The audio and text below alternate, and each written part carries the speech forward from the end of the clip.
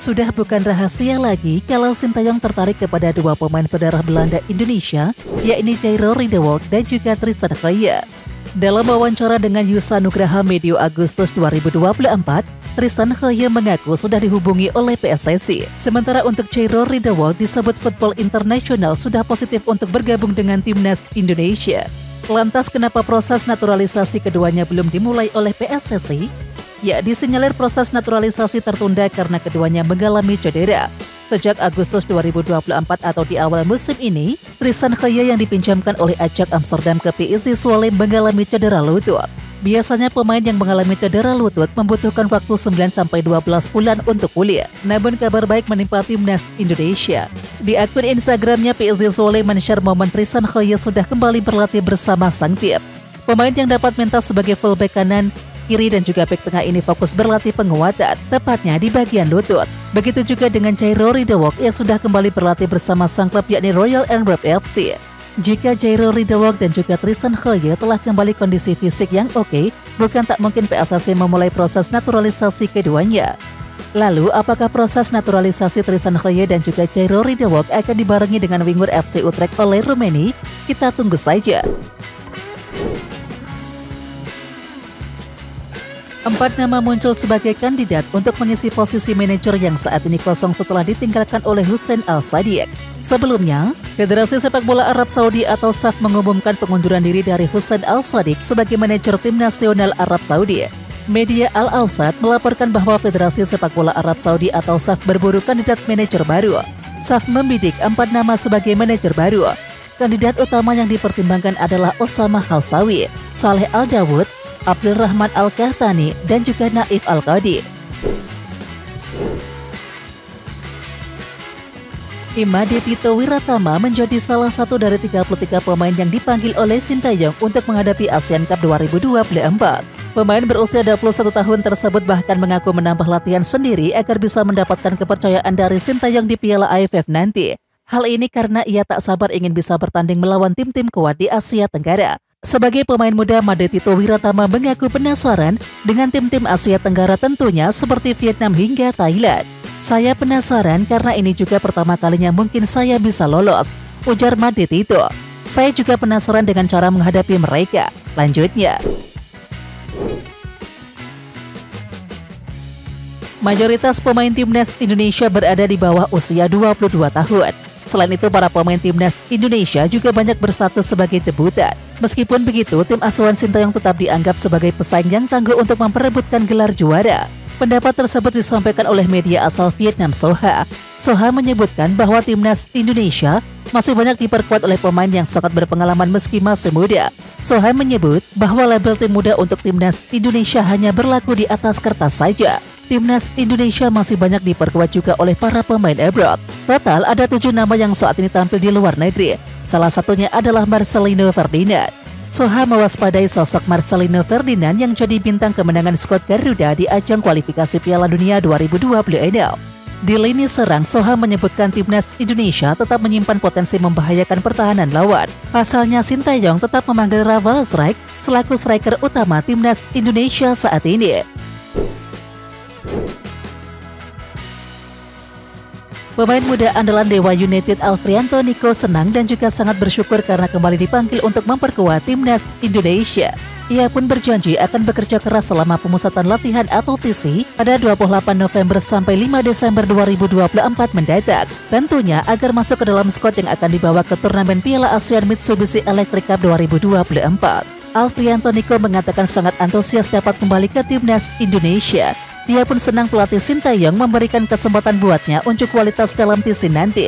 Alhamdulillah, saya bersyukur dan terima kasih buat Coach Sintayong karena sudah percaya saya lagi, kata Alfrianto Nico di Bogor dikutip pada Rabu 27 November 2024.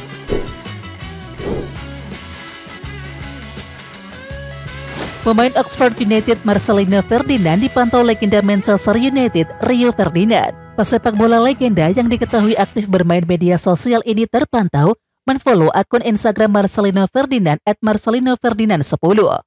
Ya, Marcelino layak berbangga sebab ia termasuk dari 2.156 akun yang diikuti oleh bek yang membantu Manchester United juara Liga Champions 2007-2008 tersebut. Follower Marcelino Ferdinand di Instagram terhitung banyak, yakni mencapai 4,6 juta. Marcelino Ferdinand terpaut 1,9 juta dari Rio Ferdinand yang mempunyai follower mencapai 6,5 juta. Jika karir sepak bola Marcelino terus melesat, jumlah followernya dijamin akan meningkat. Faktor lainnya adalah sosok Marcelino Ferdinand yang bermain di Inggris bersama Oxford United plus viral saat memperkuat timnas Indonesia minggu lalu. Nama pesepak bola 20 tahun itu mendunia setelah mencetak 2 gol kemenangan timnas Indonesia atas Arab Saudi di matchday ke-6 grup C, kualifikasi Piala Dunia 2026 zona Asia Selasa 19 November 2024 malam waktu Indonesia Barat. Ivorianer berhasil mencatatkan statistik menarik saat membantu Young FC Utrecht menahan Excelsior 0-0. Ivorianer bermain selama 90 menit penuh ketika berhasil membuat tim pemuncak klasemen Liga 2 Belanda 2024-25 itu gagal mengalahkan tim muda FC Utrecht tersebut. FC Utrecht yang bertindak sebagai tuan rumah bermain beringas sejak awal, namun sayang tak ada gol yang tercipta hingga laga dinyatakan selesai. Ini merupakan ke-6 kalinya Young FC Utrecht meraih hasil imbang di Liga 2 Belanda. Meskipun begitu, hasil ini tak mengubah peringkat mereka di posisi ke-19 klasemen sementara. Menurut SofaScore, Ivorianer sukses mencatatkan 2 intercept, 1 tackle dan juga 1 sapuan krusial. Ivorianer juga menorehkan 4 kemenangan dari 10 duel kontra pemain lawan. Tak hanya berperan sebagai tembok di lini tengah, Ivorianer juga kerap menyuplai bola ke lini sedang. 2 umpan kunci berhasil dikirim oleh gelandang timnas Indonesia itu. Ivorianer juga sempat melepaskan 1 tembakan meski belum tepat sasaran. Catatan cukup apik ini tentu menjadi modal yang bagus bagi Ivorianer sebelum membela timnas Indonesia lagi. Ivorianer diketahui merupakan salah satu dari 7 pemain abroad yang dipanggil untuk membela timnas Indonesia di Piala AFF 2024. Namun demikian, belum diketahui apakah Young FC Utrecht akan melepas Ivor atau tidak. Pemain Borneo FC Diego Michel tengah viral lantaran diserang oleh fans timnas Indonesia. Pasalnya Diego meledek timnas Indonesia yang terlalu berlebihan merayakan kemenangan atas Arab Saudi. Ia bahkan menganggapnya seperti sudah juara Piala Dunia saja. Menurut Diego, euforia kemenangan itu berlebihan sampai seperti sudah menjadi juara dunia saja. Dan komentar itu disampaikan pemain naturalisasi timnas Indonesia tersebut di kolom komentar Greg Nwokolo. Semuanya bermula dari Greg yang berfoto bersama pandit sepak bola tanah air Tommy Welly alias Bung Towel dan membahas soal timnas Indonesia yang menang 2-0 atas Arab Saudi. Tiba-tiba Diego Michel ikut mengomentari dan juga menyebut Bung Towel adalah idolanya. Persaingan Piala AFF 2024 sebagai pesta sepak bola ASEAN kini menjadi persaingan 2 kubu pelatih Korea Selatan versus Jepang. Dari 10 kontestan Piala AFF 2024, ada 3 pelatih dari Korea Selatan dan juga 3 dari Jepang. 3 pelatih Korea Selatan di grup B dan juga 3 pelatih Jepang di grup A. Ini adalah rekor ada 6 pelatih asal Asia Timur di Piala AFF. Edisi sebelumnya ada 5 pelatih Asia Timur, dengan rincian 3 dari Korea Selatan dan juga 2 dari Jepang. 3 pelatih Korea Selatan yang dimaksud adalah Ha Hyuk-jun, Shin Tae-yong, dan juga Kim Sang-sik. Sedangkan pelatih Jepang yakni Koji Kyotoku, Sutomu Ogura, dan juga Masa Tadaishi.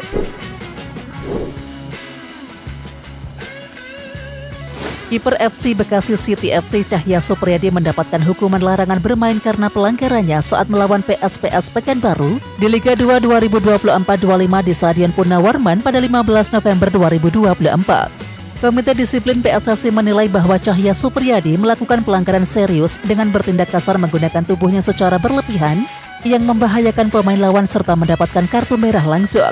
Karena itu, ex-pemain Persija Jakarta itu dihukum larangan bermain sebanyak 4 pertandingan. Selain itu, ia didenda sebesar 5 juta rupiah. Cahya Supriyadi mendapatkan kartu merah pada menit ke-36. Sementara itu, Cahya Supriyadi adalah salah satu kiper yang dipanggil oleh Shin Tae-yong ke timnas Indonesia untuk Asian Cup 2024.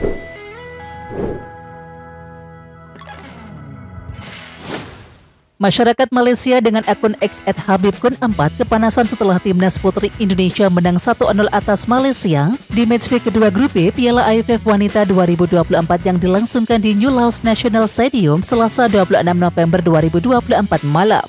Akun ini menyebutkan bahwa Indonesia tak akan bisa mengejar level Malaysia sampai kiamat sekalipun jika tidak diperkuat pemain naturalisasi. Semuanya Belanda dari pria sampai ke perempuannya. Setelah ini naturalisasi Belanda untuk duduk di pemerintahan.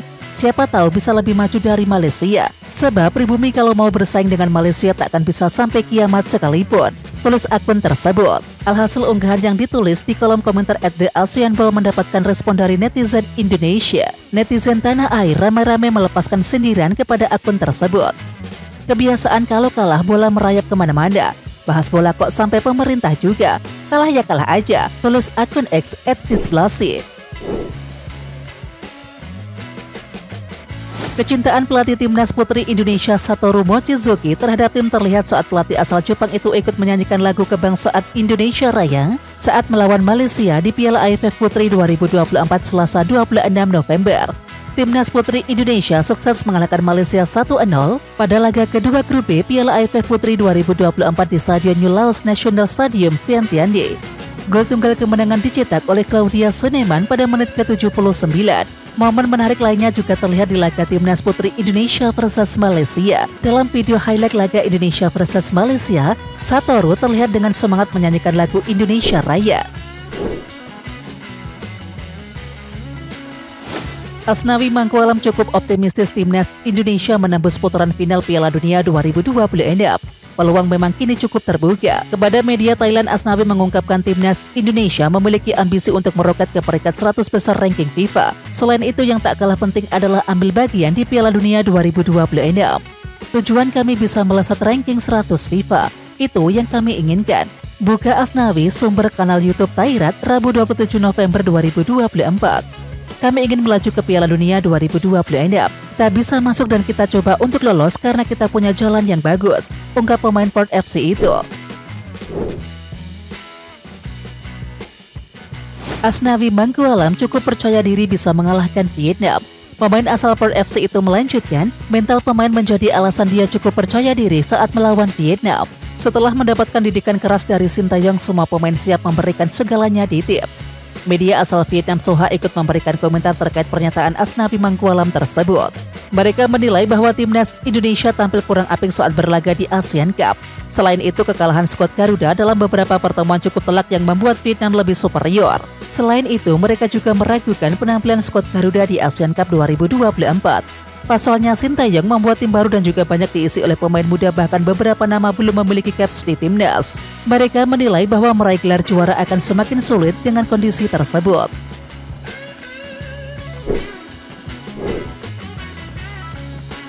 Oke timnas lovers, siapa kita? Kita Indonesia. Ayo kita dukung terus sepak bola tanah air Indonesia. Jangan lupa dukung terus Garuda Raya Channel dengan subscribe, like, dan komen karena saran dan kritik kalian sangat bermanfaat untuk perkembangan channel ini. Tungguin video selanjutnya dari Garuda Raya Channel. Salam olahraga.